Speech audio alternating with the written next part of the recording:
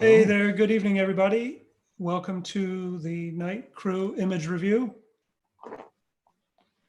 We are just letting everybody into the Zoom meeting right now. We've got a few more people to come in, so just hang tight with us for a minute. Who came up with the name Night Crew Image Review? I love it. Good evening, everybody. Your Snap marketing department. Yes. Hi, guys. Hello. Hey Good Vince. evening. Hey there. Everybody into the Zoom meeting right now. We're just letting everybody into the Zoom meeting right now. We've got a few more.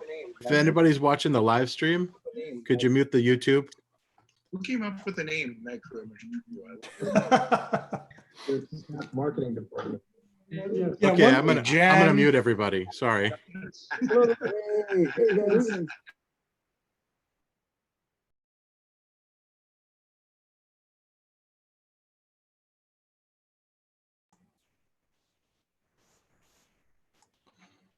Lance, you're muted.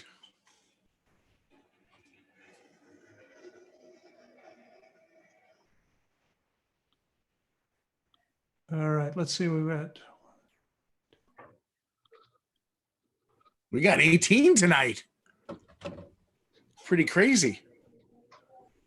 10, 11. 1, 2, 3, 4. Hey, Sandra. Hey, Hey, what's up? 4, 5, 6, 7, 8. I count 10. All right, a few more people coming in, guys. Sandra's at work. I admire her determination. Or the balance. That's last day of training. Oh, nice. Lance, Marge needs a link. Check check your email. Let's see if I have her.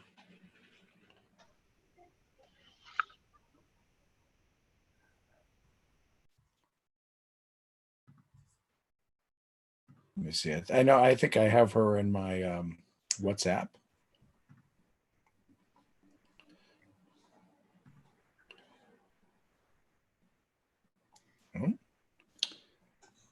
Hi, everybody. Yeah, I'm just gonna say hello while Lance is taking care of something.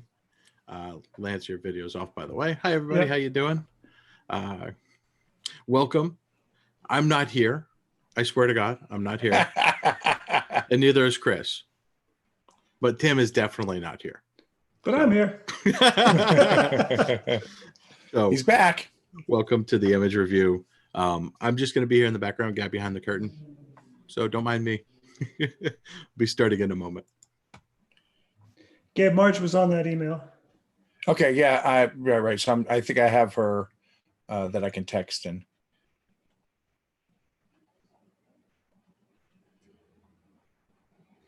Okay. All right, please hang tight, everybody. We're just waiting for the last couple of people to get in to our Zoom room.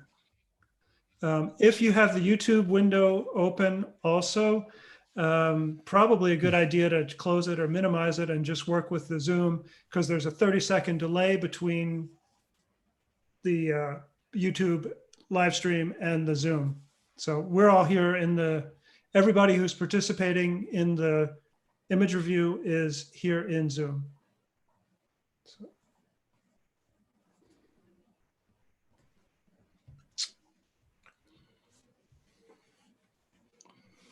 All right. Exciting. Yes, indeed.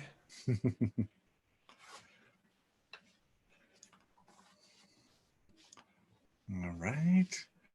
TikTok. Hey, Steve. All right, we got one more.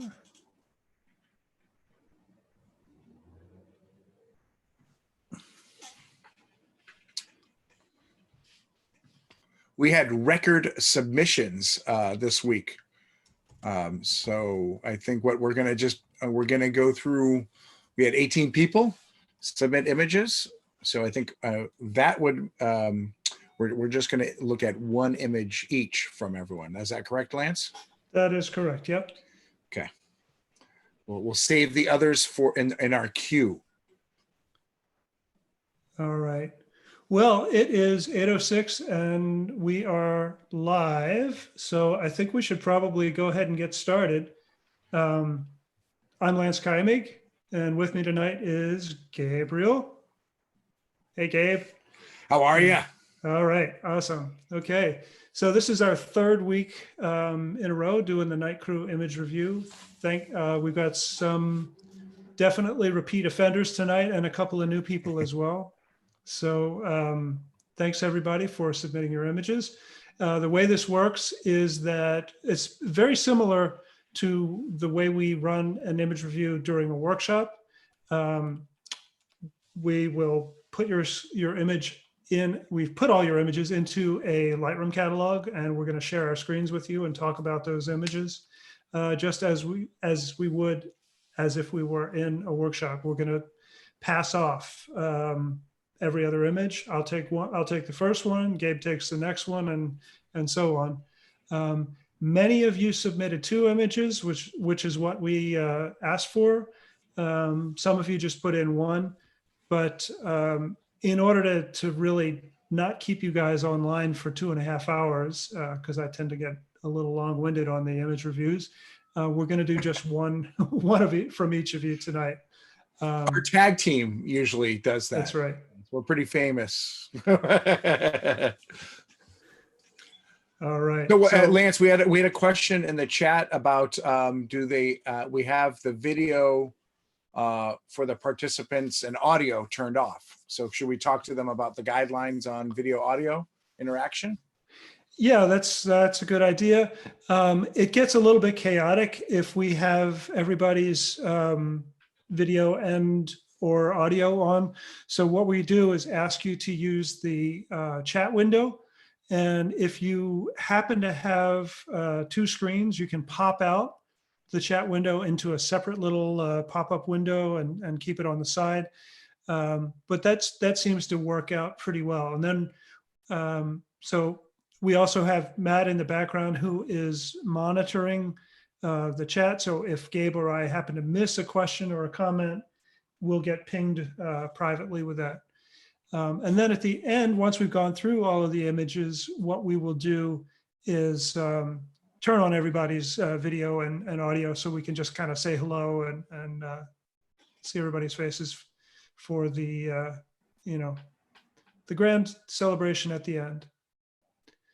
So without further ado, I'm going to share my screen now. Actually, I'm going to stop my video. Gabe, stop your video. I'm going to share my screen and we'll get started with the first image.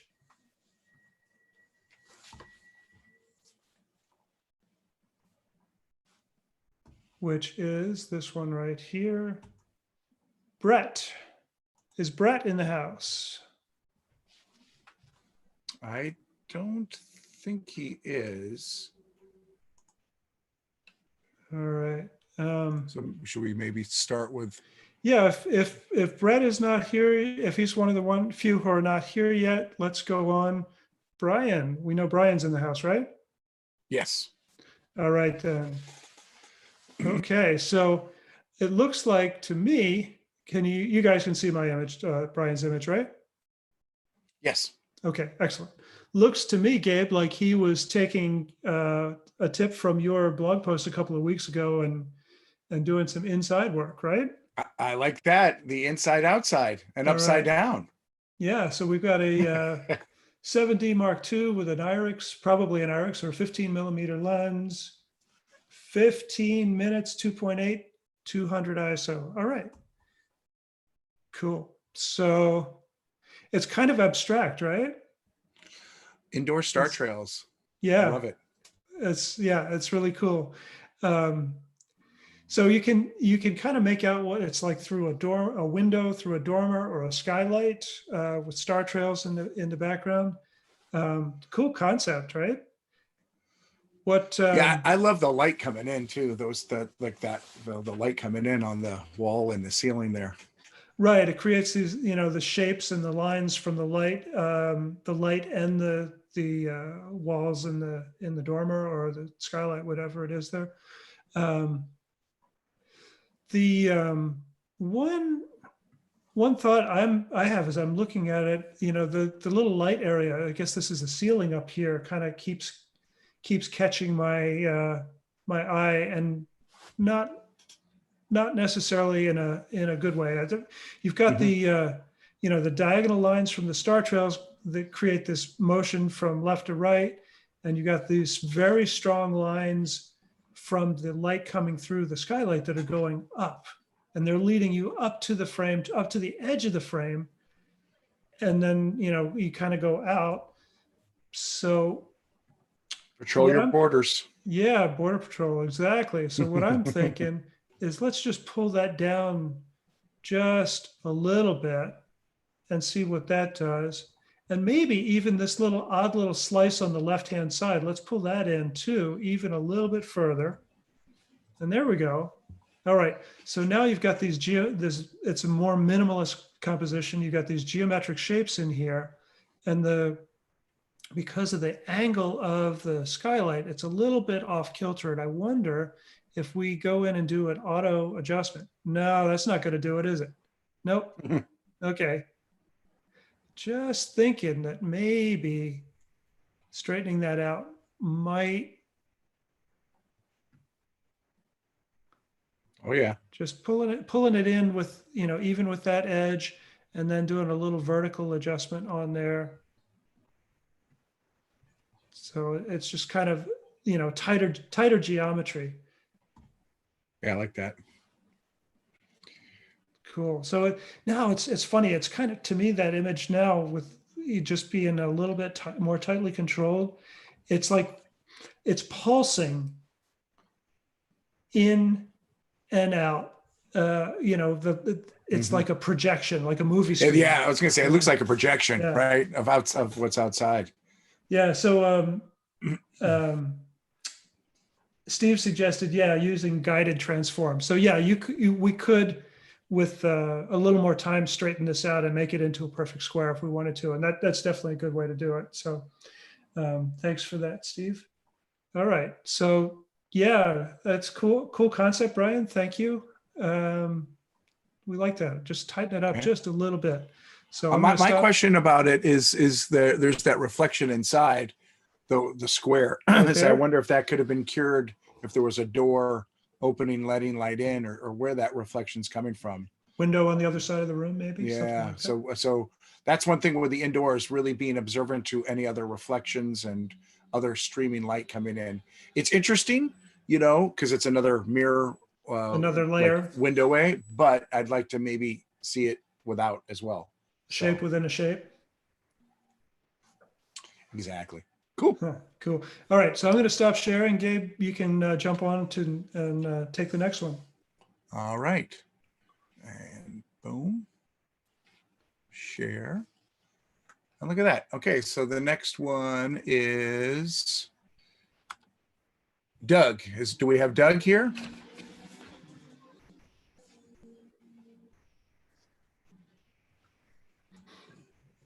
I don't think we have a Doug. We in the can't house. see the participants when you're screen sharing, so I can't. Right. I have my chat open. It's too bad. I really like this image. It's Grand Canyon. I recognize that. I stayed at this house right there. Well, we can always come back to it. Yeah. Okay, cool. So let's go So- to the next one. Which is this Jay Michaud. Do we know if he's here yet? I do not know Jay. Jay Michaud, if you are in the house, could you send us a message in the chat window? We cannot see the participants right now.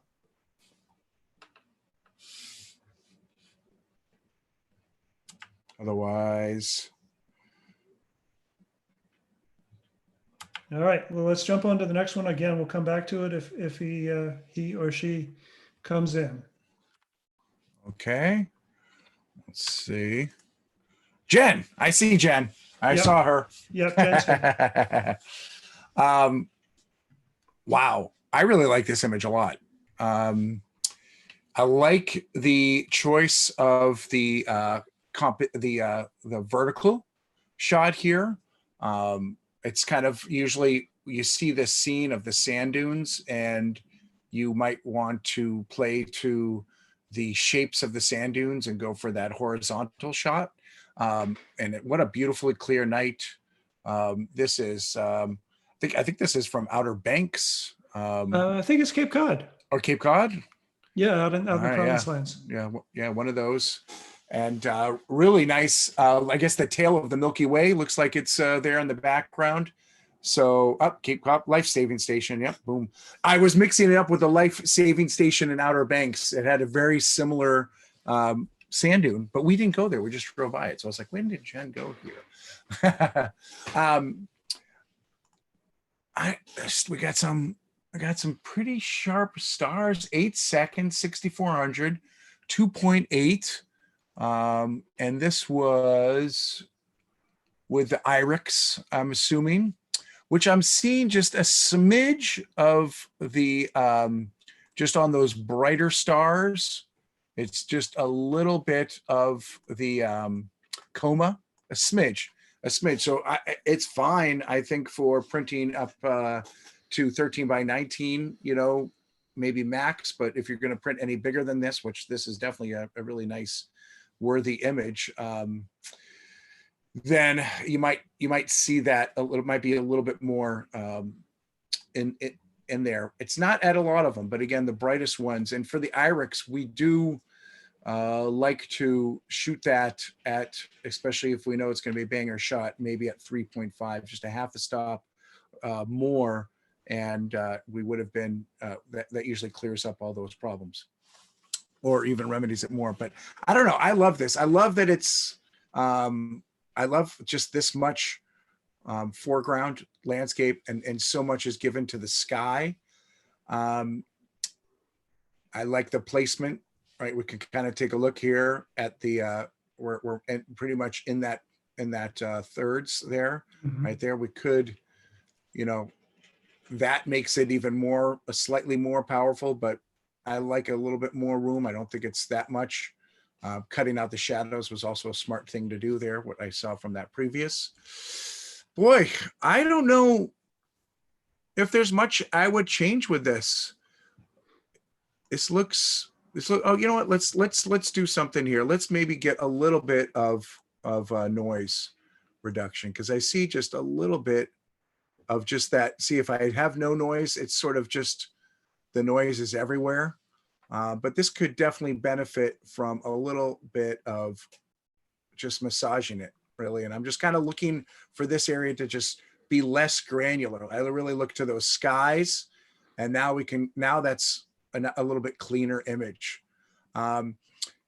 Doing this, I'm fine with these lights as well. But if given the opportunity, sometimes when I have bright lights, sometimes I might take another shot of those windows with a little bit more detail in them, and then kind of blend those together. But this is far enough distance that it's playing like that beacon, that life-saving station in the distance. So really nice shot. Yeah, I love the composition. It's a very strong minimalist composition. So cool. Yeah. All right. I will stop sharing.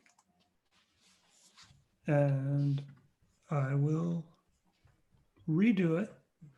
So Joe, do we have Joe in the house? I believe I saw a Joe here. Yep, Joe's here. All right, cool. All right, so we've got some. Where's this Joe? Starry night in probably a western forest along a riverbank there. Very cool. Yosemite Falls. Yosemite Falls. All right. You've been there, haven't you, Lance? Yeah, cool. Okay, so I love the sky, the pastel colors, the somewhat muted colors, the contrast between the green and the colors in the sky. The stars look great. There's one thing that jumps out right away, and Gabe, you're probably thinking the same thing too. You go first. All right. Well, the light painting is kind of from the camera position, right? It's just so it's all kind of just frontal lighting. It lights the foreground brightest and then falls off back in there. So not excuse me, Yeah. not having any idea what the environment was like and what the ability to get off to the side was and light from a different position. That's the first thing I would say would be, number one, if you can't get further off to the side, we generally say the number one rule of light painting is to not light from right next to the camera. But in a situation like this, it may not be possible for safety reasons, or you just can't see, or you're going to slip and fall. Now, that's fine. In this case, the trick would be to tip that light up so that it feathers off and hits less on the immediate foreground and more into the background and on those trees. So that's my thought there. And then Joe says he was standing on a bridge and tried to run around. Yeah. Yeah. Cool. Okay. Yeah. So if you can't get a better angle off to the side, just, tilting the light up. So, and you remember that light is going to fall off pretty quickly. The further away you are from the subject that you're lighting, the dimmer, it's the inverse square law. If you double the distance from your subject to your light source, you have 1/4 the amount of light. So between this rock and twice as far away, there's 2 stops more or 4 times the amount of light reaching here than there is just right back here. So when you tip your light source up and it just kind of catch the feathered edge on the foreground, that's going to help just naturally to taper that off. All right, I'm just going to go into the develop module here. This is a TIFF file, so not sure the work that you've done to it. I want to take a look and see about blacks. I'm holding down the Option key or the Alt key on my computer, and I'm moving the black slider over to the left a little bit just to get a little more contrast in there, a little bit more maximum black. And I'll do the same thing with a white, and I don't want to have any real white in there. So just a couple of bright stars, set the black and the white part, and now we've got, a little bit more contrast, just a little bit more punch in there, and bringing down, no, I don't want to bring down the highlights. You know what I'm going to do instead is just take a local adjustment brush, and I'm going to bring down the highlights on that foreground right in there. I've got the auto mask setting enabled, and I've got a lot of feather on my brush, so it should do, a pretty good job. And I'm going to bring down the whites also. And what I'm trying to do is just even out that exposure a little bit between those bright rocks in the foreground. And I'm feeling like it still could use a little bit more. So maybe rather than that brush, what I really needed to do was, let's try the exposure here, a gradient on the bottom. And that's obviously too much, but the good thing about Lightroom is I can go back and adjust it. And yeah, so it seems a little unnaturally bright. And those rocks right there, I think they're a little bit clipped because I wasn't able to really pull them down much further. Super reflective. Yeah. Right. Yeah. The rocks can be right. like those like that. Yosemite rocks, especially. I'm going to go, because it's a tall scene and you're pointing your camera up, you've got a little bit of perspective distortion. I'm going to go in here and just move the vertical slider and straighten up those trees a little bit. I don't want to take it all the way. Click on the box that says constrain crop. And just straighten them up just a little bit in there. And I suspect in the raw file, we'd probably be able to do a little bit better job on here, but because this is a rendered or a pixel rasterized file rather than a raw file, there's only so much that, Lightroom can do. Just going to bring that up just a little bit. There we go. There. All right.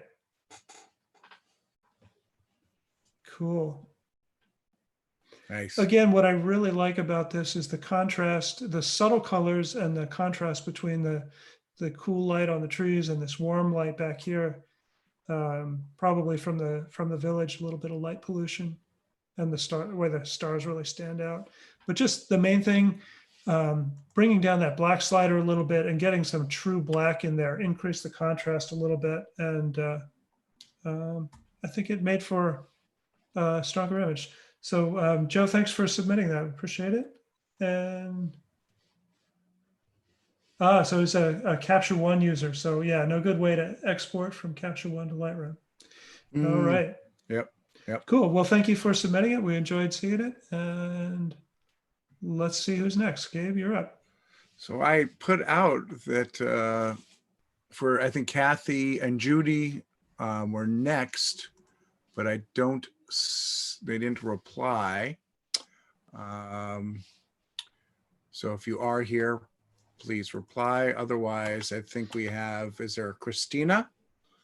Yeah, Christina's been here every week, so I think she's probably in. Okay. All right, so let's just go. Shall I go with it? Yeah, go for it. Yep, she's here. Boom. Cool. Boy, I'm getting some. I don't know what to do. Like, I'm getting some real good ones here. I love this. This is great. I love the light painting here. I love the side light and these shadows. And again, I love that it's. I hate to say it, but you know, people are playing to my how much I like verticals here. So you know, I hope I don't have to give feedback for horizontal. I'd be lost. Yeah, and I love this. I love how, again, this foreground starts out with nothing and then just slowly climbs up. And such interesting, is that one of the Easter Island? Is that one of the Moray faces over there? But this shape also just is so well lit. And what's nice about it is that this is a different tonality than this, right? So we're getting such really nice depth. And it's really, really nice. And those shadows act as extra depth as well. This is a great position in Milky Way, you know, that we're getting it, you know, really all the way from that core in a perfect really location right in here, all the way to the top. It does look like this is a 46-second shot, which I think, Christine, I think it looks like we're using the 400 rule with this, because we're getting, you know, again, and we're only going to notice this in larger prints. I think this looks great as it is, but if you want to blow this up, you know, 13 by 19 or larger, which I think this justifies, we're going to see that movement, you know, there. And these are more not star points, but star like mini lines. Yeah, especially.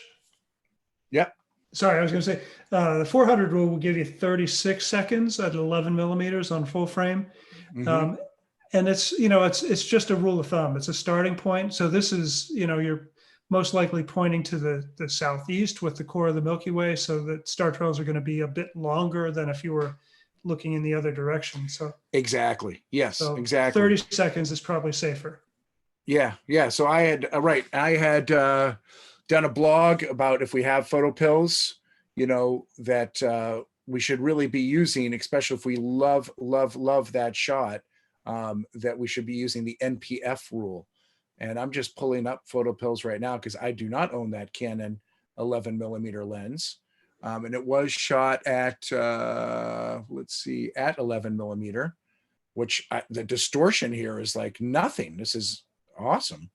And this is a shot 11 millimeter and 2.8, or is this the IRIX 11? No, it's 11 to 20. 11 to 20. 11 to 22.8. Cool.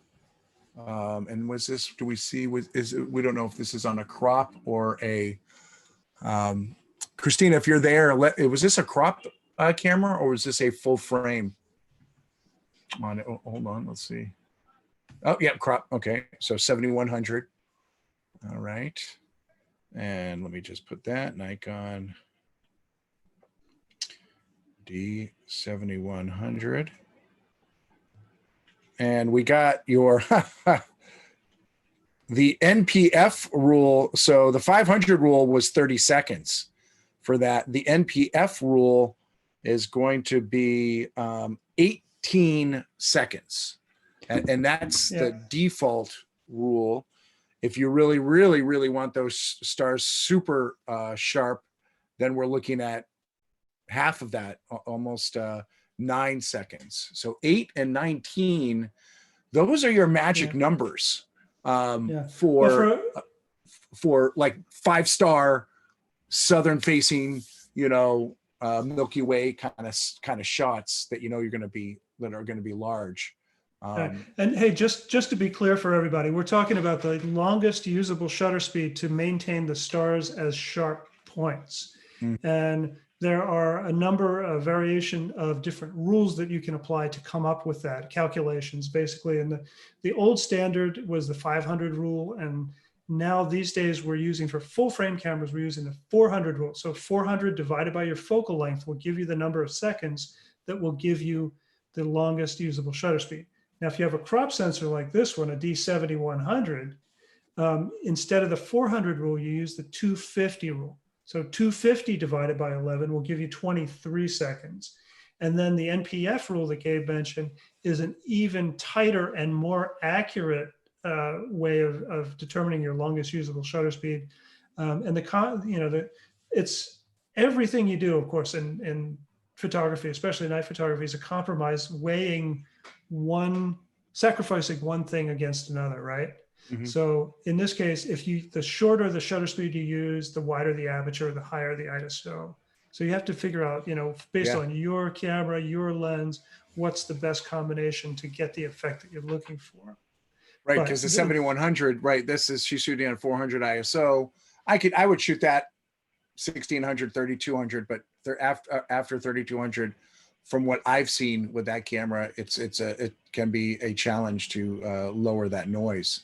So just understanding all the variables and what your capabilities and limitations are will allow you to make the best decision to make the best image possible. We love this composition and the lighting on the rocks, the warm light on the rocks, it almost looks like firelight. It's great. But if you're going to make a big print, the star trails are a little bit long. Nice. So she said this was taken right after sunset as well. What park or where was this at? Beautiful.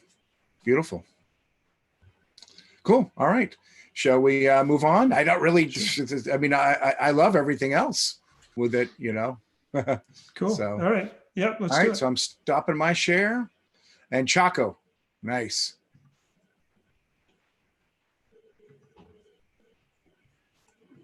Because we're like 3 or 4 ahead now.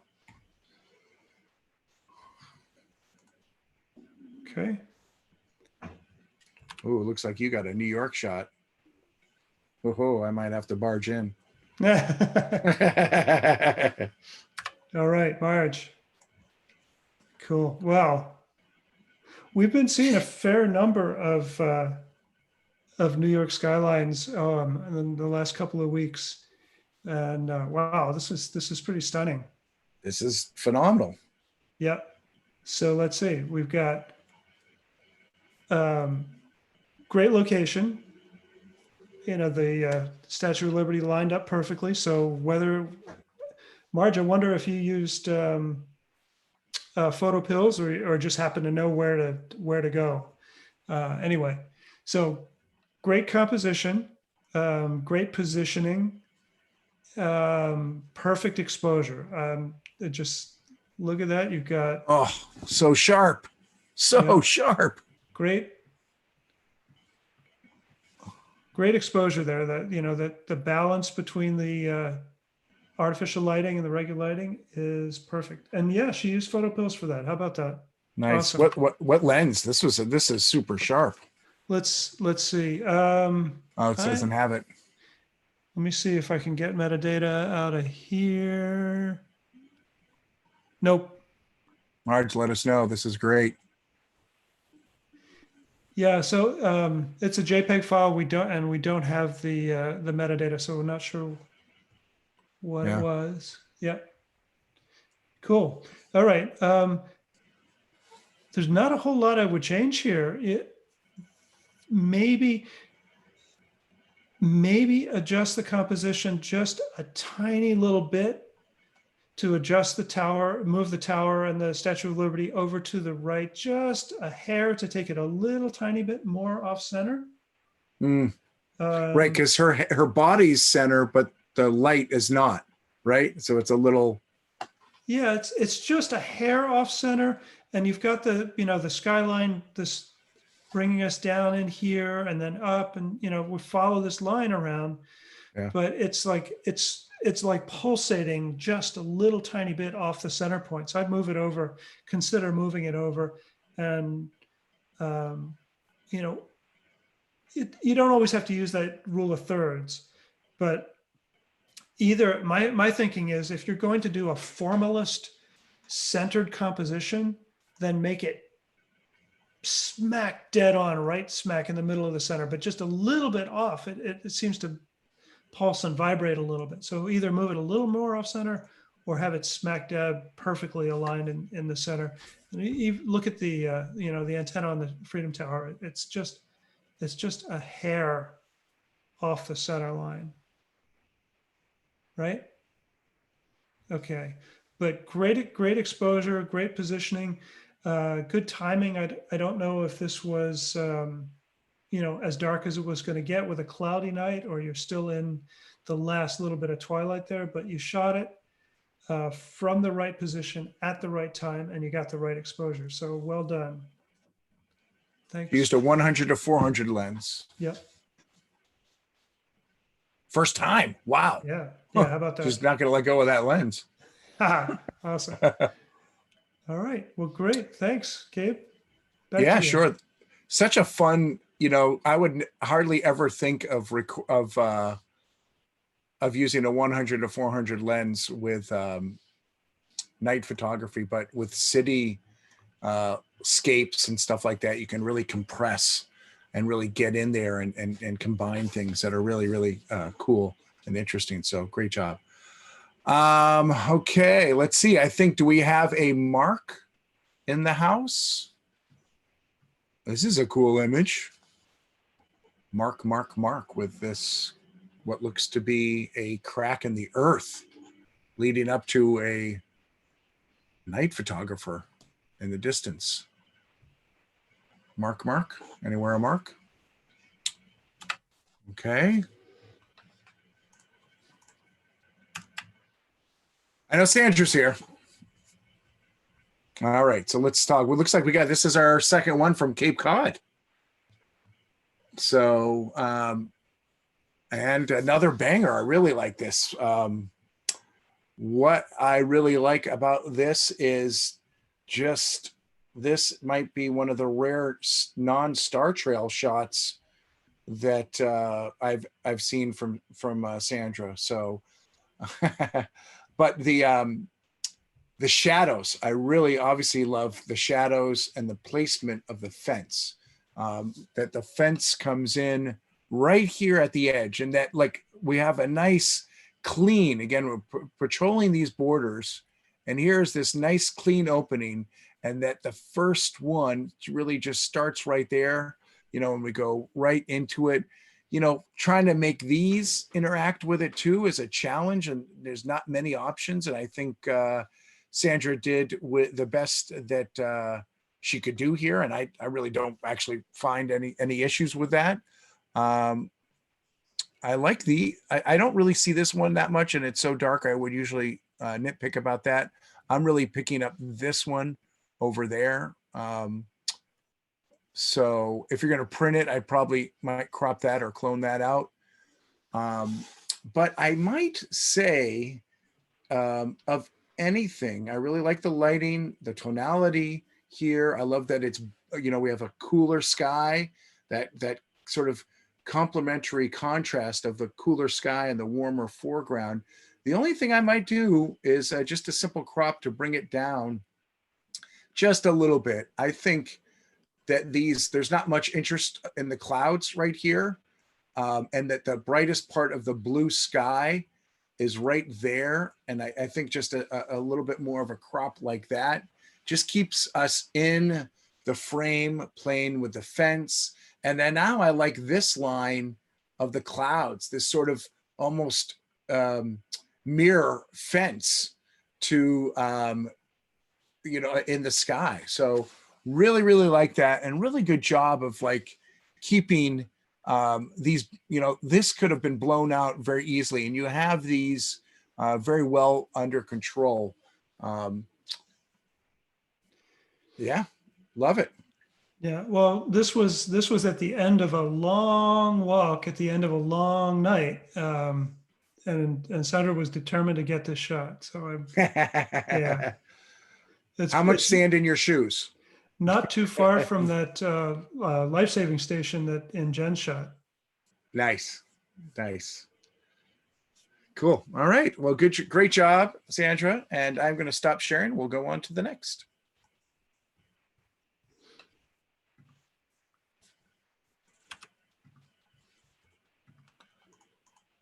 Well, this image looks familiar. Cape Cod is in the house. Yeah, that's right.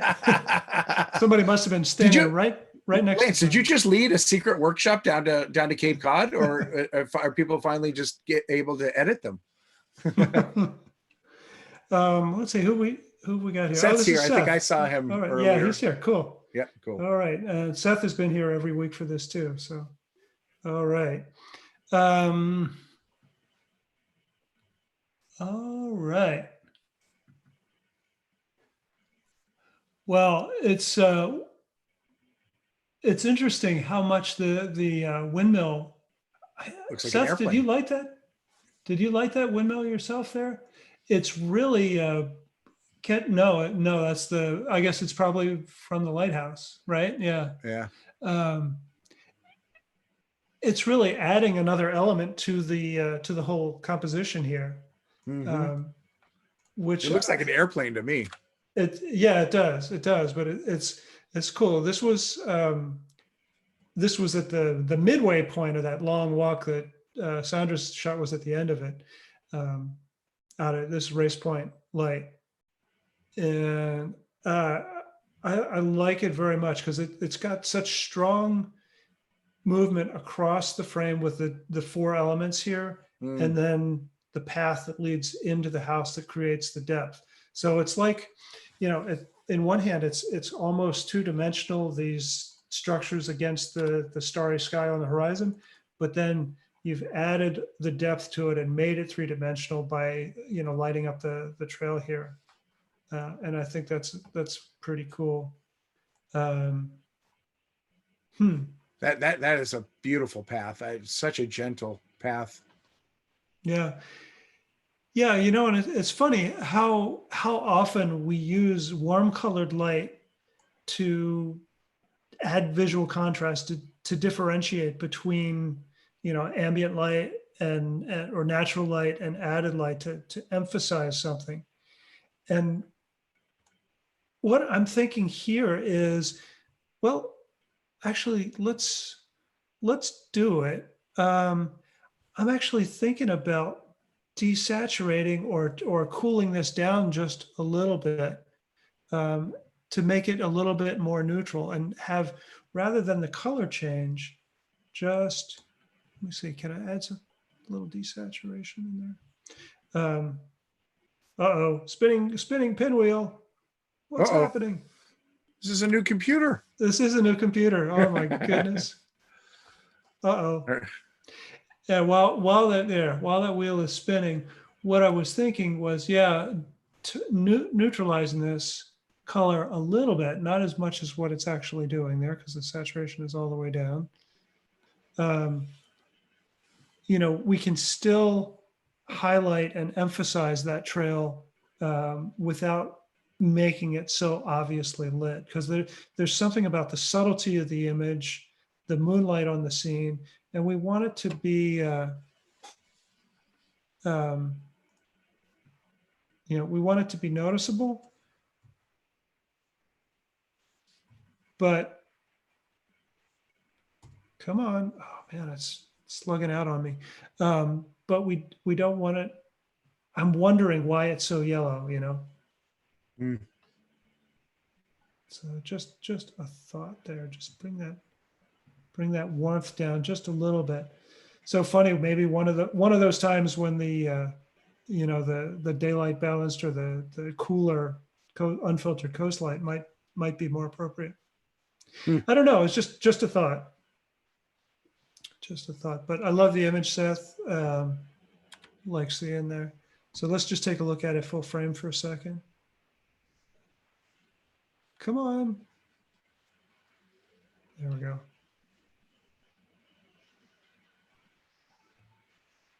Nice. And it does look like an airplane over there on the window. Cool. There's a little bit of it looks like you've got a little bit of haloing Something. or some Yeah. local adjustment marks effects in there. My computer is freezing up, so I'm not going to try to look at that. But I'm thinking perhaps the range mask tool might be the thing to use on your local adjustments if that is a gradient in there to get rid of those artifacts, those edge effects. Susan says this is one of the kind of images where you can imagine and feel yourself in the scene. I definitely agree with that. Yeah. And then Seth says he struggled to edit this one. Mhm. I don't see the struggle except in those little blotchy. I love the position. This makes me think of just a nice quiet, spot. And look at this is a horizontal shot too. And here I am complimenting it. Yeah, all right. Cool. Well, nice job, Seth. Thank you. Last shot of the night, he says. Yeah. All right. Nice. You're All okay, right. I'm Gabe. going to share. Boom. And we have Steven, which let me just pop him out again. Okay. And Steven's here. This is Steven Barnes, I would assume. All right. Excellent. Yeah, he's here. Wow. Let's. Well, this is okay. I see 121 seconds, but this is obviously a stack of how many 2-minute shots there, Steve? This looks like definitely an hour and a half. Maybe 2.5 hours. This is that epic Star Trail. 15 4-minute shots. 54. Okay, I guess I'm just getting the data up there of 2 minutes. Cool. Steve, is this? Excuse me a second, Gabe. Steve, Yeah. Is this a re-edit from last week without the red light in the background? It looks like a familiar image to me. I just want to. Nope, new shot. No, new shot. Okay. All Cool. right. All right, well, let's look at the developing. I think this is cool.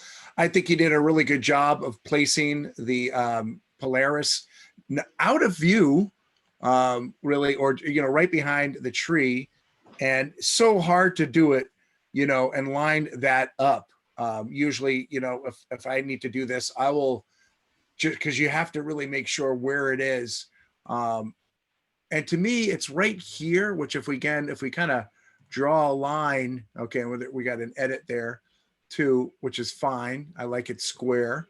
But if we just do a little bit and we can kind of see that really, I'm just bring it back, but I'm just trying to see how that line was cutting right in the middle. So if we really wanted to be in the middle, we just need it over a smidge.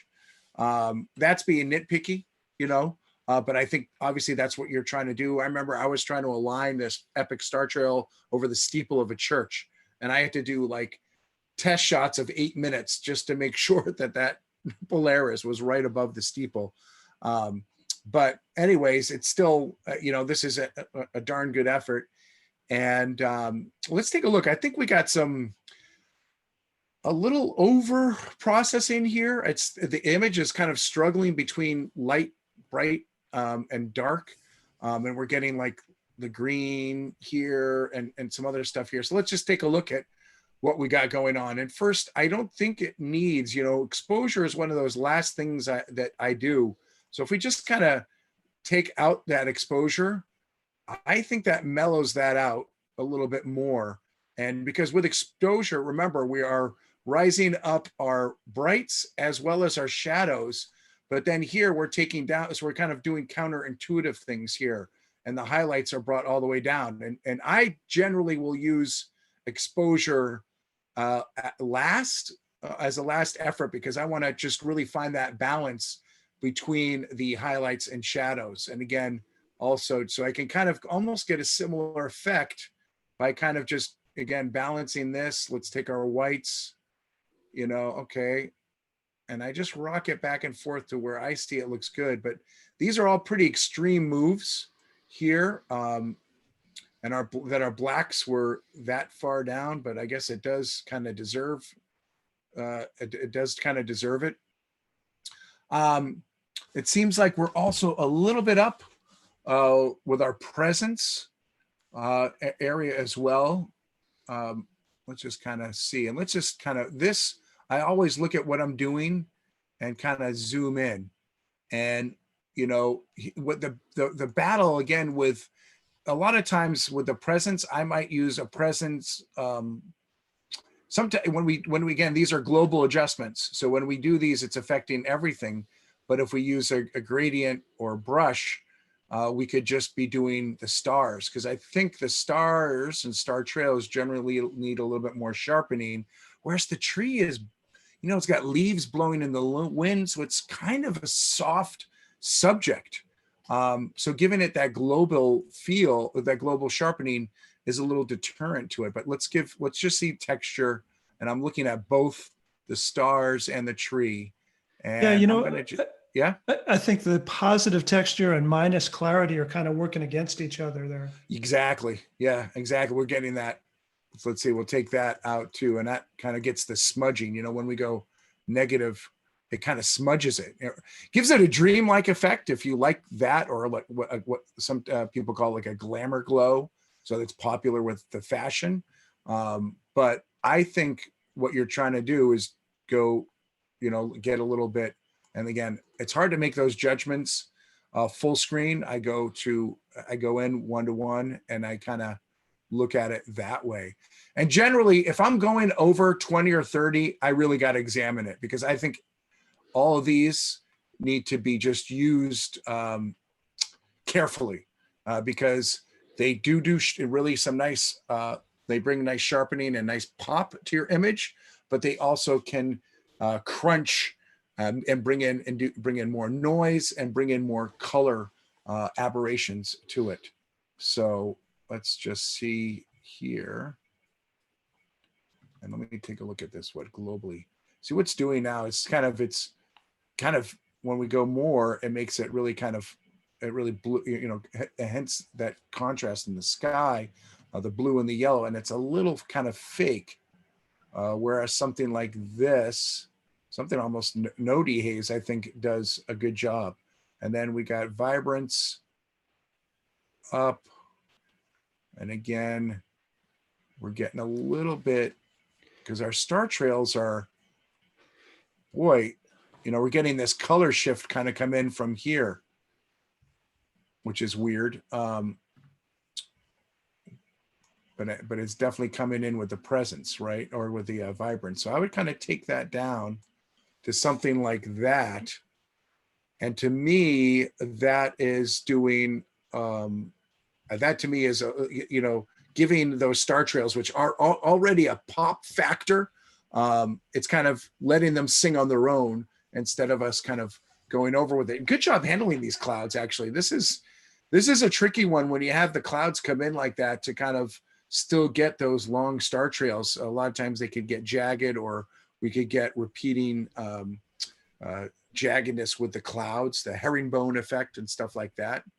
But I think, I think this is good. And again, what you might want to do is, because we're getting this sort of like this green and this little blue up here, maybe taking the brush and coming in with a saturation and just kind of evening that out a little bit so that it matches the rest of the scene. And we can either do that again with the saturation, or let's maybe see if the white balance definitely fixes that. And now kind of makes, and we're just doing this quick, but kind of makes that tree now sort of a very similar tonality. And I can do a new brush up here and kind of do the same sort of thing with this, you know, this blue that's kind of coming in over here, and boom. And now it's sort of, it's a lot easier to look at. We're not being distracted by these colors that we're wondering where they came from. Yeah, there's a lot of variation in the color. So, hey, I was just reminded not too long ago, Tim did a blog post explaining very clearly what the difference between texture, clarity, dehaze, and sharpening were. We're going to get that link for you and post that in the comments in a few minutes. Yeah, so it's a really good post, and it really helps to understand exactly what each of those tools do in the presence panel. So look for that for a second in the. I like this. If this tree is near you, Steve, I give it another go. It's really, in his backyard. You know, oh, that's his bag. So that, yeah, you got it. So again, what might help you, you know, we might want to use 2 or 4 minute stacks of images, especially as the weather gets warmer. But just do one that's 10 or 15 minutes long and really see where Polaris is. And I know when I did that steeple, again, I moved my tripod. I did like 4 8-minute tests, and I moved my tripod like inches to centimeters, you know, to kind of really line it up. When we do that epic star trail in the middle, and when we're deliberately lining it up with something, we need to make sure that it's 100%. And there he is. There's the Chris just dropped in the npan.co BG texture. That is a great article. I refer to that one a bunch anyways, when I'm just like, okay, what, you know, I see what these things do, but let me understand what they do even more. All right, I'm going to, I think we're good. And I'm going to stop this and hand it over to Lance. All right. So Vince, looking like Salt Creek, Death Valley, maybe? In the moonlight. All right. So the most dramatic and really dynamic thing about this image is the incredible sense of depth that we've got from this water just leading us right back here, and then getting pulled across to the right. So it's it's just got so much movement in here, and so much.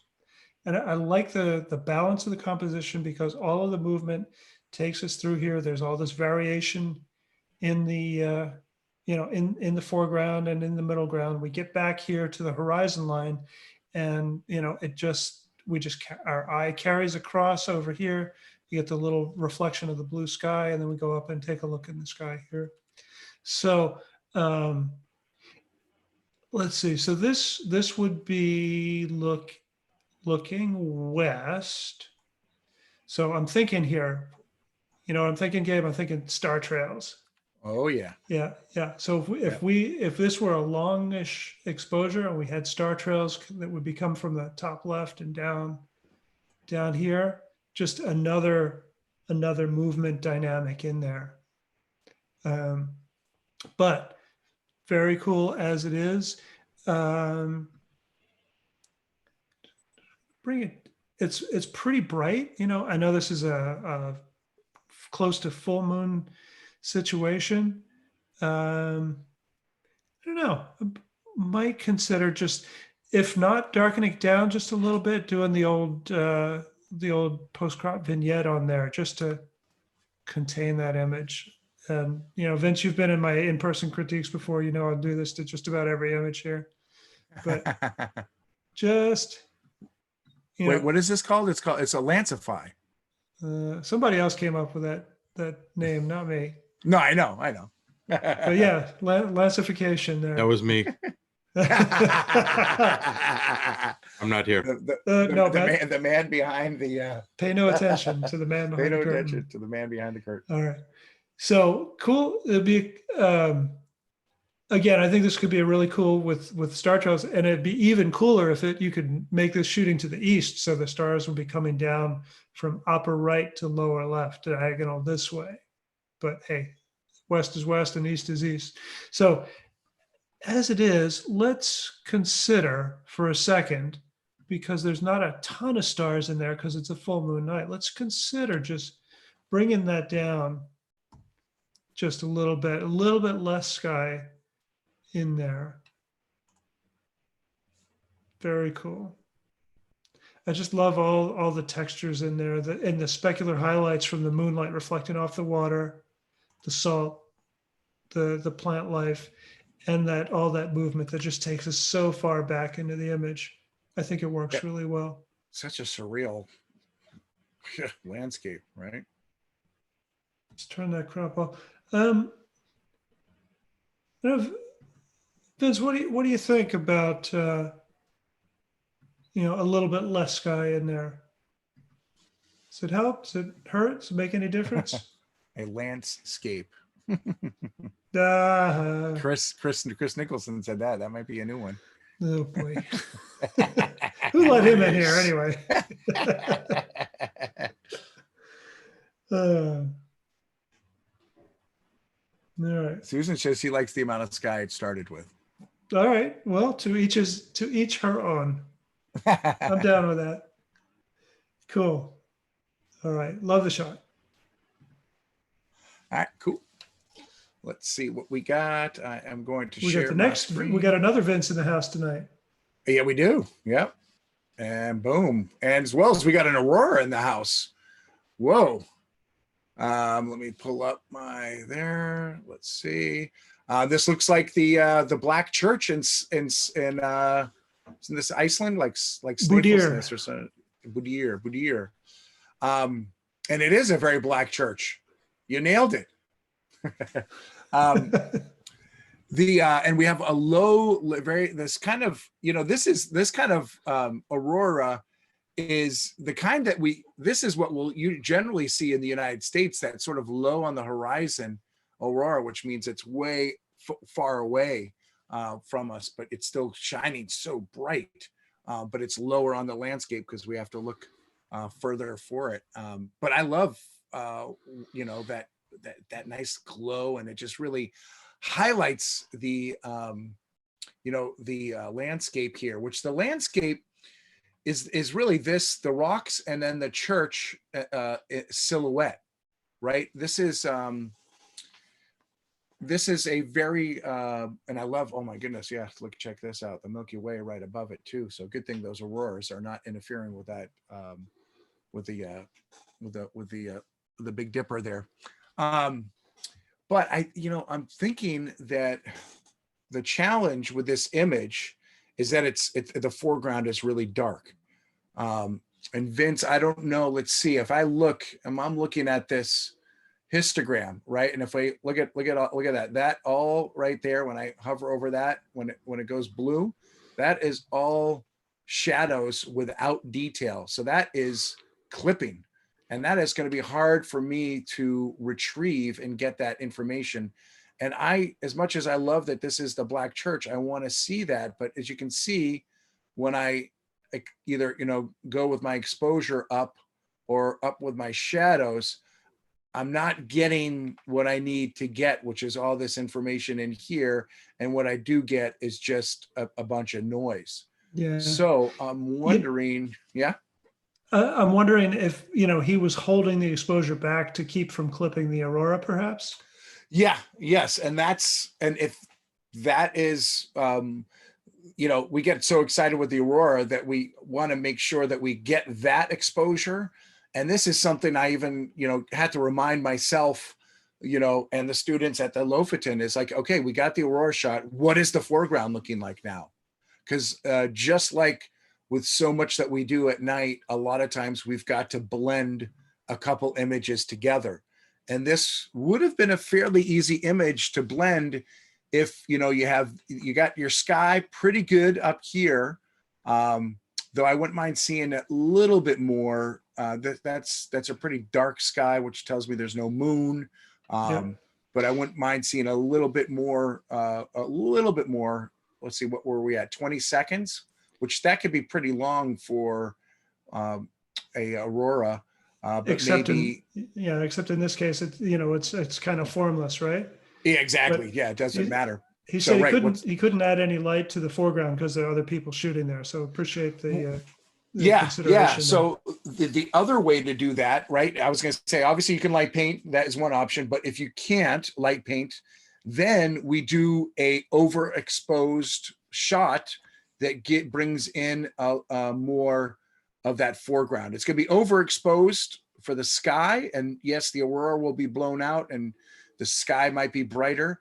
But, and I'm not saying that you should have it like that, because that would be a really weird to have the church this bright. And just ignore the noise here. I'm just showing for example's sake that, when we're going to blend something, I wouldn't mind seeing it like that bright, so that we could see this a little bit more. And that would also bring out more detail in here. And so what I'm learning with the exposure is that it would have been maybe a blend of a shot 3 stops more. So you were at 20 seconds. So doing a shot that was 3 minutes long, maybe, 2 to 3 minutes long, bracket it, just to see. Again, when the auroras are happening, we're usually so excited and they're moving so quickly that we want to capture all their forms and shapes. Even when the aurora goes, either at the beginning or during a low part of that. And again, with this one being so low and not having as much form, it's more of a glow. She's taking that time to be like, okay, let me make sure, what else can I do to make sure that it would just take this to the next level. That being said, what can we do with what we have right here? And what I would basically do is I would just kind of bring up, because there's so much negative space down here. So I might just bring it up a little bit like this and the crop. And that's kind of what we can live with. I don't think, I think, just bringing up our exposure, maybe a smidge, going to our noise and kind of bringing that up a little bit to kind of just smooth out that additional noise that we're getting with the raising it up.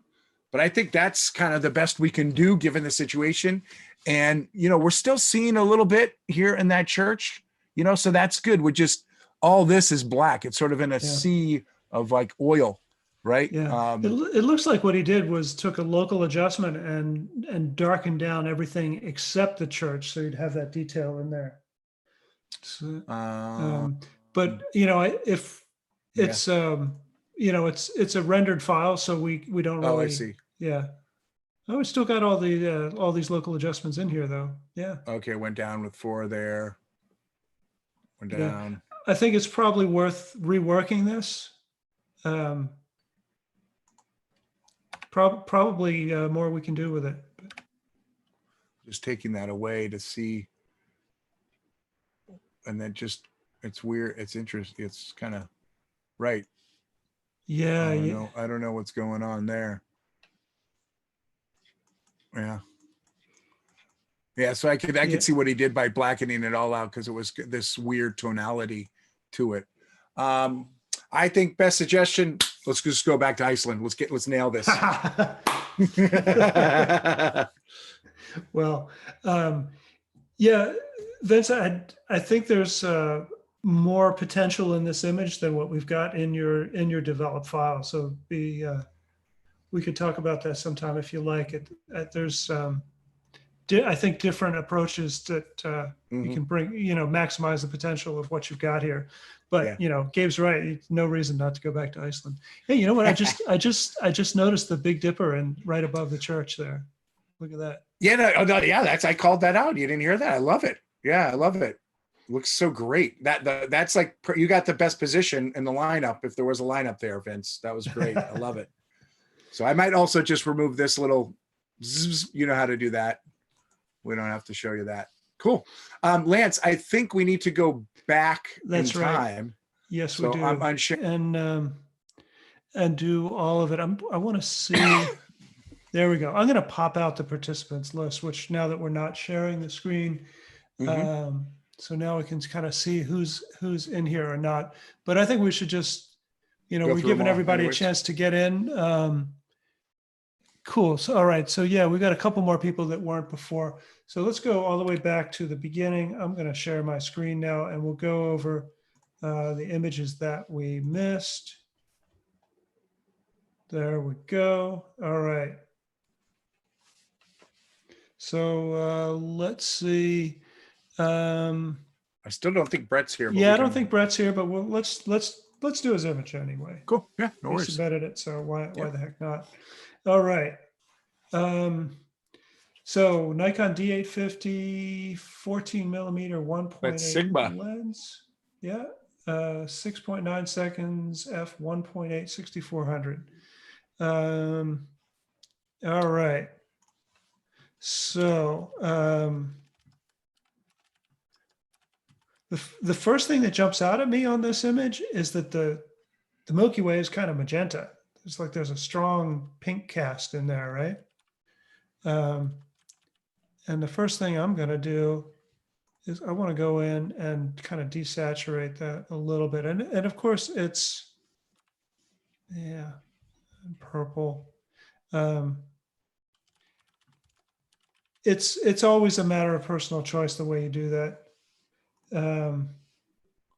But yeah, I tend to want to go for realistic and believable. And there's some really strong pink cast in there. Okay. Looks like our light source down here to light up these hoodoos on the right hand side.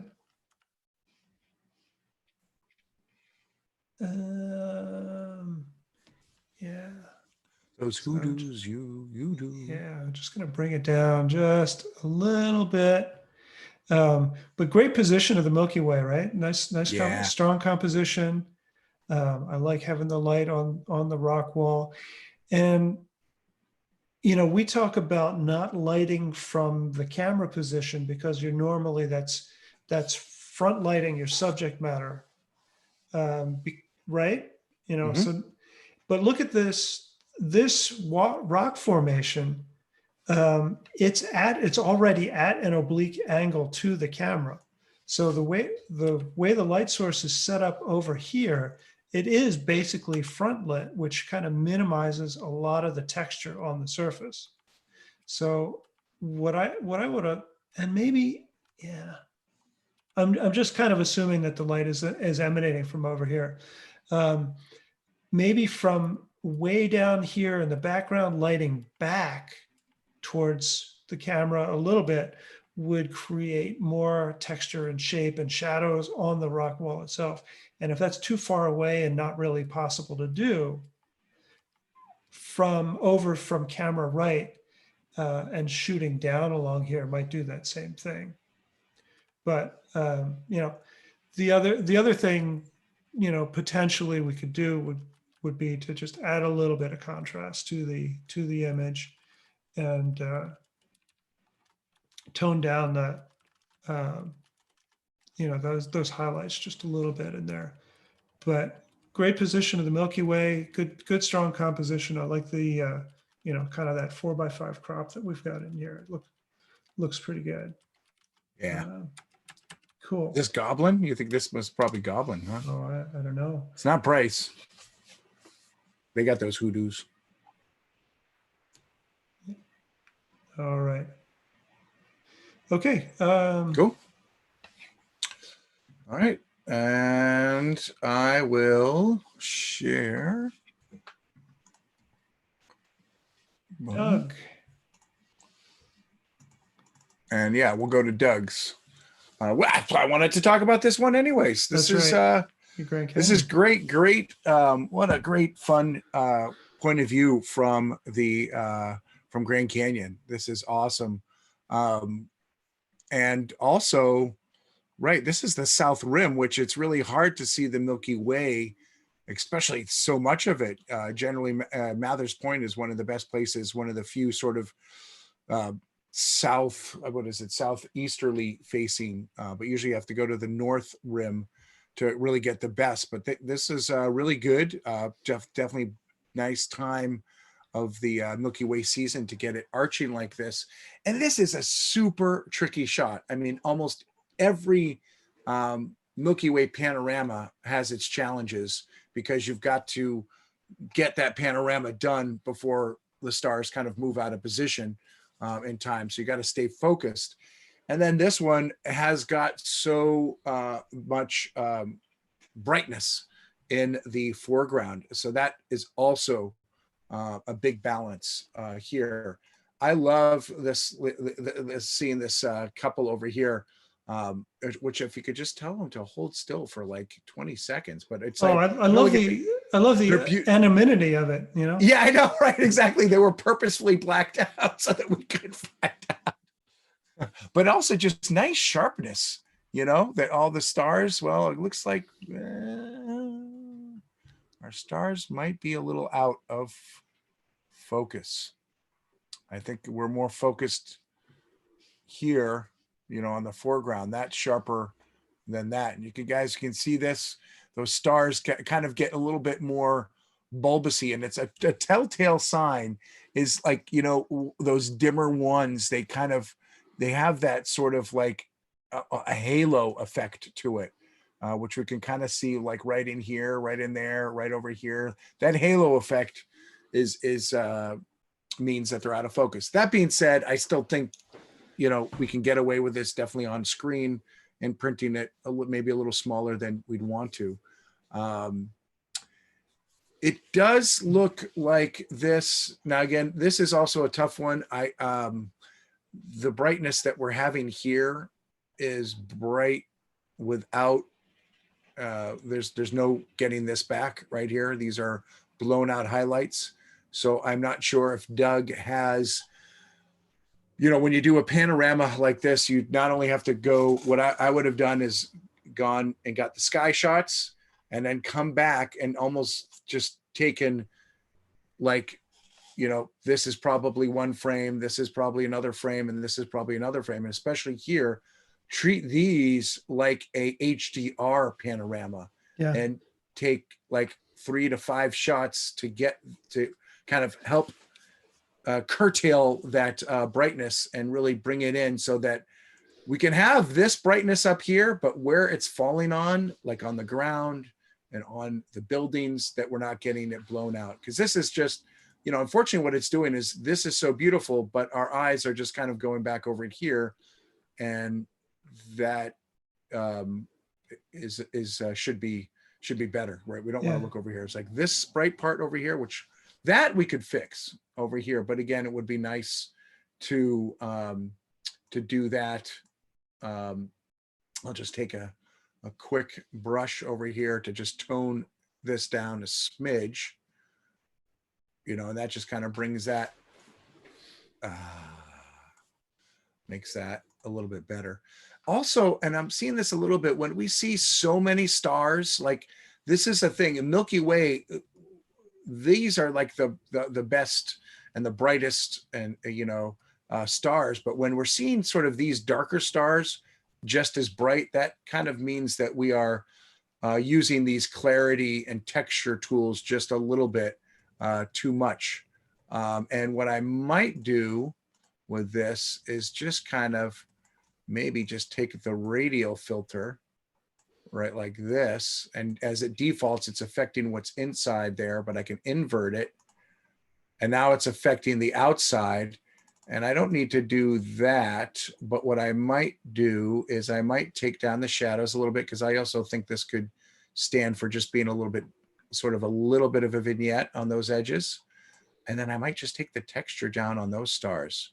And it just kind of tones those down and lets these just claim that spot that they want a little bit more from there. And that's just a quick fix on it, but super challenging shot. This would have taken me in the field at least an hour plus to do, and probably another hour or two and post. Oh heck, this is an all-night shot, right? Yeah, but yeah, you nail it, it's worth it, right? Yeah, exactly. And as long as this couple can hang out for one, you know, just that, you know, they don't have to hang out for an hour, but if they can just hang out for, you know, that first shot, that'd be great.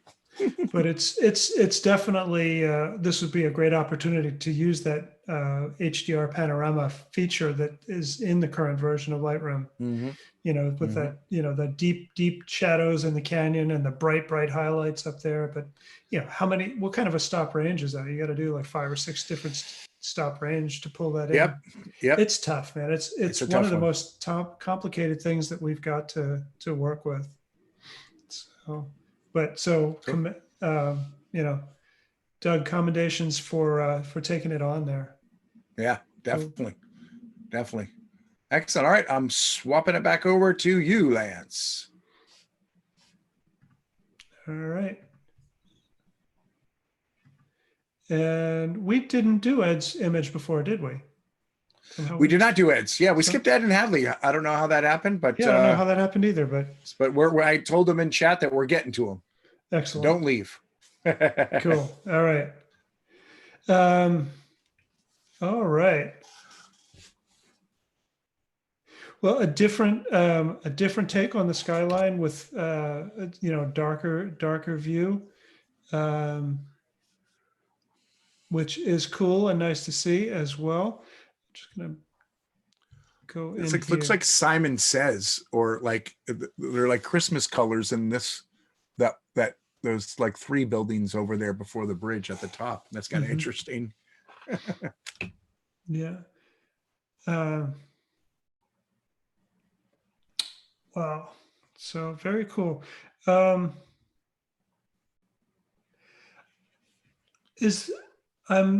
wondering, is this the a one shot or a multi-shot composition? You actually exposing to save the moon in the single frame there?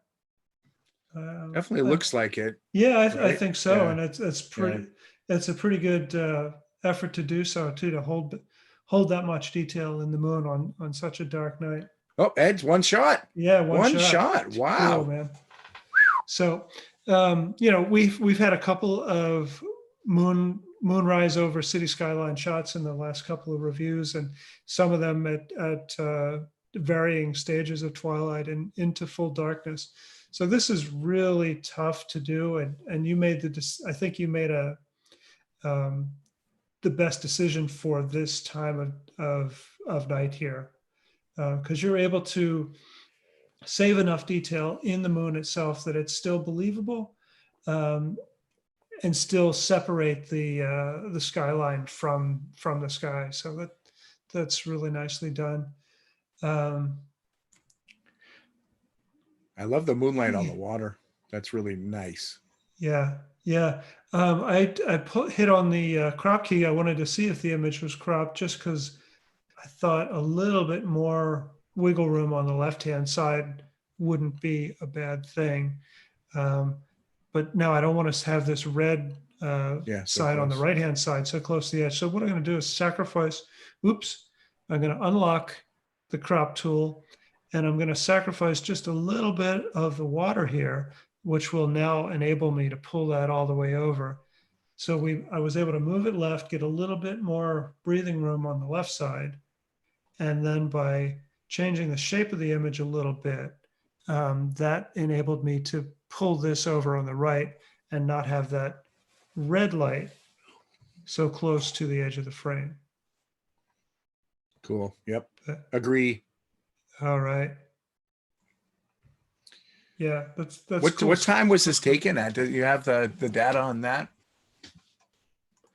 3:36 p.m. on 12/12/19. So I'm guessing the time is that's a dark afternoon. What is this like? Yeah. So time's a little bit off there. Yeah. What's your thought about the moon being so far over to the edge? I like, obviously, I see what the balance here that's going on, but and I like where it is in the buildings, and I like the inclusion of the bridge. I wonder if Ed did just get some more shots, because I think where we're going here is there's a lot of negative space, right? Yeah. There's all this negative space in the sky, which is so strange, because the moon is like just so bright there. But you know, it's there's no light whatsoever in the rest of the in the rest of the frame, which makes it just so it makes it so surreal, right? So but right, I kind of like where you're going with this, and that now we're kind of it's better balanced, right? Right, That and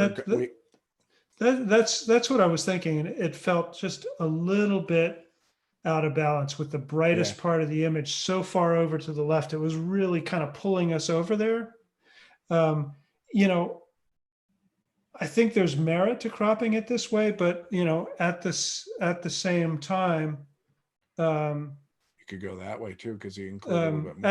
at the same time, you know, it is kind of nice to see the, you know, the end of the city and the bridge, and you do have this red punctuation point over here that is Mhm. a little bit of a counterbalance. It doesn't quite, you know, it doesn't have the same gravity as the moon does. But You know, just, Lance, what I know we both shoot a lot of urban, but when I do my cityscapes, I always think of it this way: is I always do my wider, more panoramic shots, like really during that twilight to blue hour, and or you know, obviously during the full moon if it's out and lighting the sky. This is such a surreal night, you know. And then when you know when we're getting so much, because the challenge with when you're doing cityscapes is that the city landscape is so bright, and then generally the sky is so dark, and just how do you handle that negative space, and a lot of times it is doing what we're doing right here, and that's just cropping in tighter and trying to balance and that negative space, or trying to, you know, make it minimal in the frame. yeah. Yeah, I love the repeating patterns of all the lights in the windows, and that, you know, the way they're slightly different colors on different floors. It's and different buildings. Yeah, the It's so colors here are cool. just, yeah, that's like purple, blue, red, you know, a lot of interesting colors. So, you know, Ed, I see out there and I wonder how many different shots you got of this moonrise.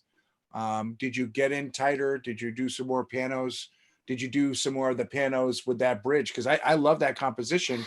We're able to get it more when it was brighter out. So, and he says he has a bunch. So take a look at them and just kind of see which ones work best for the scenario. And again, I know where you live. Well, not exactly, but you know, this is a location you can definitely come back to. When we do shoot the full moon, I love that it's up this way, but shooting the day before the full moon, it'll be brighter in the sky. You know, who knows what the weather is like. This is very strange weather, that it just is breaking out of the clouds in that one spot, but not illuminating the rest. Yeah. Cool. Well, He likes the crop. well done holding the exposure there. Yeah. All right. So we've got Hadley's image, and Mark is with us now. So we definitely want to. Yeah, let's do those two. Yeah. Yep. Hold on. Let me where did I go here? There I am. Let me share. And not share Zoom. Not do that. We'll go over to Hadley. Thank you. This is not a living room long exposure. This is the garage long exposure. I was really excited to see you submit a couple of images from the recent blog on that. And I like also the addition of, you're keeping it safe out there. I know you're keeping your distance, but you're also covering your mouth. The secret lives of garages at night. You know what you got to do is you got to stick about 15 fireflies in there as well. And that's really, but no, I love that there's some storytelling going on here. Right. And I love that we have a person in here. We've got this, this window that we're seeing the light kind of come in, which, boy, that is always such a challenge when we have that light kind of coming in. And this is really well handled. I like that it's kind of over here on the edge. Really good. You know, he's not being, you know, you're perfectly positioned. You do this by yourself. if Hadley did this by himself, I am just that he got himself like right in that position Yeah. is just absolutely top notch. And I love this light coming in here. We're getting definitely some of this light in here. And I love this kind of, I would assume this other light we're getting some bounce, but there's definitely a window on the other side and we're getting some of that light come in too. And it's a really nice light that's in there. And but it makes me curious about what else we can do here with the indoors. And, one thing, like we're seeing this flashlight here. And, whenever you see the movies, when I'm thinking cinematically, because there's storytelling going on here. And when we're thinking cinematically, whenever you see flashlights kind of in a scene, we see that beam. And I don't know, a beam is always such a hard thing to capture. The one trick, it's a mirror. Mirror, yeah. How about that? Whoa.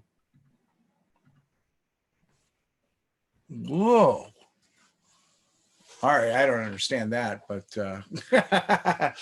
but it would have been interesting. The one way I know how to create a beam is if you get some like dirt, sand, and kind of throw it up where it catches the beam in the air. Those particles, sand especially, right, dirt, it's reflective. So it'll catch and kind of highlight where that beam is going. We did this when we were illuminating, Tim and I did this. He's the one who showed me the trick. We did this when we were light painting a car and wanted to create beams coming out of the headlights. And it really was a nice effect. Not sure if it would have worked here, especially now with the mirror, because it's not a direct light source, I'm thinking. But I'm just also thinking we got the outside, and the outside's nailed and exciting. And then the inside is kind of calm and kind of plain. And I wonder what else could have been explored in this garage by, creating other sorts of light, maybe doing a little bit of light painting, maybe underexposing. Like it's a well-balanced shot right now. And it's kind of normal, but I wonder what else could have been experimented with. Like my favorite part is like this stuff going over here and this stuff going over here. So maybe if it's even after this shot, going in with like one of those circular handheld mirrors, and you're shining, the reflection off of the mirror that all cats are always, searching after, and kind of getting more of those little highlights like this, kind of down here, over here, so that maybe you think like you're inside a disco ball to a certain extent. I don't want it that extreme, but maybe you're getting more of that reflective light going on. So that's my thoughts. I really love that. This is definitely an out of the box and a storytelling creative take on it. And I think the garage isn't going anywhere. So I think this could go with some more experimentation. I love the gloves too. That's what I was waiting for a chance to pop in with that, because I like the way the hose around the window really draws your attention to it, and the gloves. And I don't know if they were just happened to be there or not, but it's a pretty cool thing that you've got these gloves that kind of surround the window there and hold it in. So neat. Nice. All right. And I think the level of the lighting in the garage is right too. Yeah. It could be a little more dramatic, but it's dark. It's dark. It's supposed to be dark. It's realistic. It's realistic. You can see what's going on, right? Yeah. It's a realistic shot. So kudos for doing that. But just keep playing with it, and who knows what you'll find. This might be the favorite in the end, but with these indoor stuff, there's just so much we can do with it. And, and again, now's the time to do it and experiment. And it's the utility room. Not the garage. Not the garage. Our apologies to your utility room. All right. Great job. And I like that mask there, Hadley. Keeping it clean. Cool. All right. I passed it over. All right. Now Should we we got go to Mark. Mark's? Mark is that, you know which one that is. That's that trail tree That's one. that one. Yeah. Yeah. Cool. Let's go to All that right. one next. Yep. Yeah, we're cool. Minimalist foreground with the silhouetted tree in the foreground, except for the trail on the light that leads us back in there. Again, you know, we've got another illuminated trail that creates depth in an otherwise pretty flat image. Or flat by flat, I mean two-dimensional, not low contrast. So that's cool with the figure Oh, that nails it, I think. in It brings there. it so- Yeah. And it's just such a great added element in there. And the light is very mysterious. Like what the heck is that? We don't know what the source is or how it got there, but it serves that purpose to lead us back to the figure. And then of course, you know, the first thing we see, we're drawn to this, we're taken back to here, we see the figure, and then we naturally follow the gaze to the tree, look at the tree, and then up into the sky.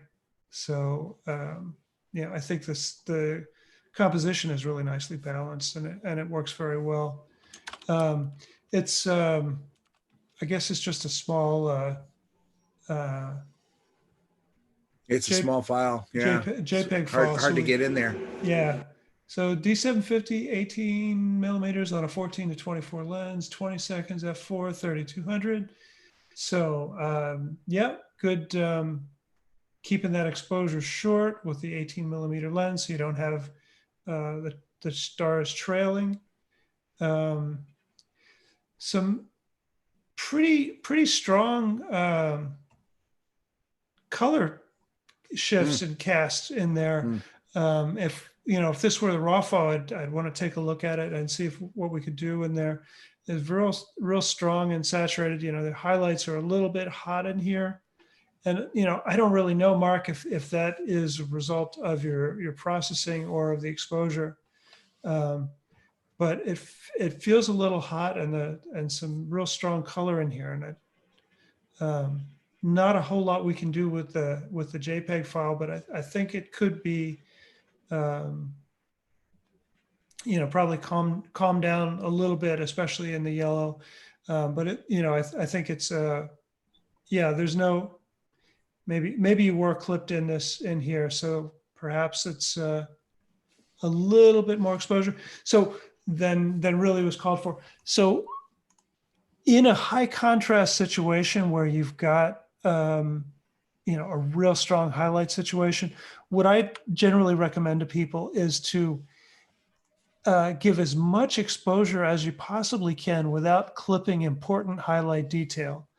And anytime you've got to bring the highlights back to the point where you're getting this, this kind of no detail gray that we see in here, that's telling me that, there's clipped highlights and a little bit too much exposure.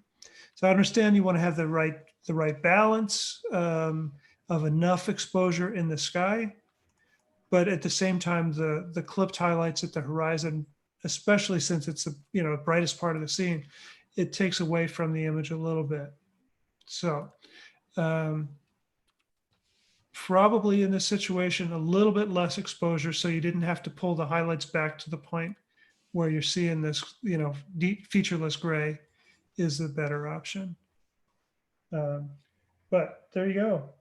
You know what that light painting on the ground reminds me, actually, Lance, is like a chasm, and it actually reminds me, as soon as I saw this, I thought of that, like some of the shots that you and maybe Scott Martin took down at Terra Lingua. All right. That you guys lit it from the opposite, like you. Oh, put the what? light No, inside the chasm. I know what you're thinking about, Gabe. Yeah. That's a Travertine Hot Springs in Eastern Sierra. Yeah. It's like a mini canyon with a light down in the bottom, and yeah, this is Right. kind of like the opposite of that. So very cool. All right. Well, thank you, Mark. Thanks Thanks for submitting that image. Let's see. So I think there's 3 left, but these 3 people aren't here. So should we do Yeah. it, or should we hold Um, off for them till? we're at an hour and 40 minutes already, so I think we might be trying the patience of Yeah. of Okay. our So we'll crew put them soon. back in the queue. So let's stop the screen share here, and We can all Open see up. each other. yeah, let's turn your video back on, and let's go into the gallery view, and not the speaker view, the gallery view. Hey, Suzanne. That's almost over. Hey, Ed. All right, great. We All got right. everybody Oh, I popping better in turn here. mine on.